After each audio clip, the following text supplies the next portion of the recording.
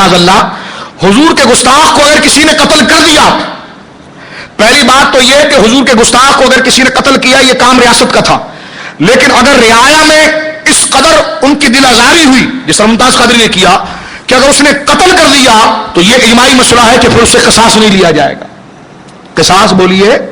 نہیں لیا جائے گا۔ اب یہاں دو مسئلے کھڑے ہوتے ہیں، کیا سلمان تاثیر مرتد تھا؟ میں یہ بھی کنفیوز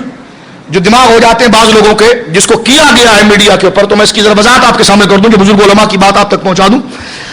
کہ سلمان تاثیر کو جو قتل کیا گیا کیا وہ مرتد ہو چکا تھا پھر قتل کیا تو بالکل ٹھیک ہے، اور اگر مرتد نہیں تھا کسی علماء نے فتوا دیا اس پر کس وجہ سے کیا گیا تو دیکھیں قتل دو وجہ سے کیا جا سکتا ہے، اگر وہ نظام سے باغی ہو جائے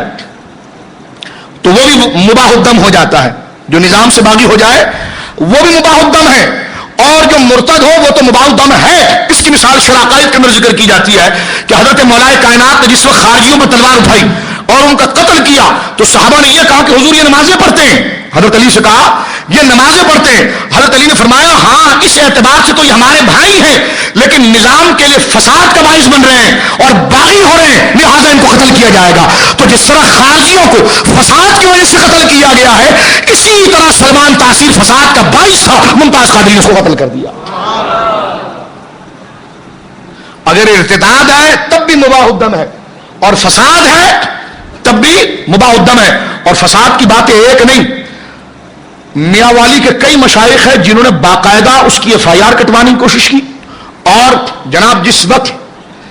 جج کے پاس یہ مسئلہ پہنچا تو چیف جسٹس نے صرف یہ ریمارکس دے کر ہٹا دیا کہ ہمارے آئین میں گورنر کے اوپر کوئی دفاع نہیں لگتی، ورنہ اس FIR میں اور اس مدعی نے جو مشائخ ہیں اور پیران نظام میں بڑے بڑے علماء ہیں میاں والی کے،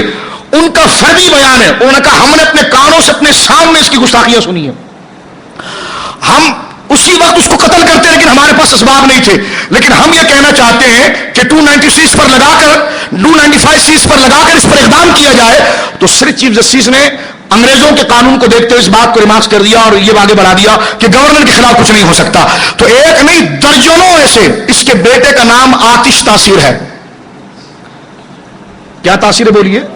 تو فساد کوئی چھپا ہوا تو نہیں ہے، ٹھیک ہے، مرزائیوں کی مکمل تائید کرنے والا شخص ایک نہیں درجنوں بری تعداد ہے، اور بعید نہیں کہ ممتاز قادری اس کا پرسنل گارڈ رہا ہے۔ اس نے خود یہ بیان دیا ہے کہ ایک دفعہ گاڑی کے اندر اس نے بڑی بکواس اس موضوع پر کی تو میں نے اس سے کہا کہ سر آپ اس انداز میں بات نہ کریں، یہ بات اسلامی عقائد کے خلاف ہے، اس نے شٹ اپ کہہ کر مجھے خاموش کر دیا۔ تو تنہائی میں ممتاز قادری نے وہ سنا کہ جو فساد تھا اور اس کے جذبات مجروح ہوئے اور اس نے جذبات مشتعل کیے حضور کے عشق میں اور اس نے اس کا کام بجا دیا، اور وہ شریعت میں بالکل جائز تھا اور ہمارے نزدیک وہ مباح الدم ہے۔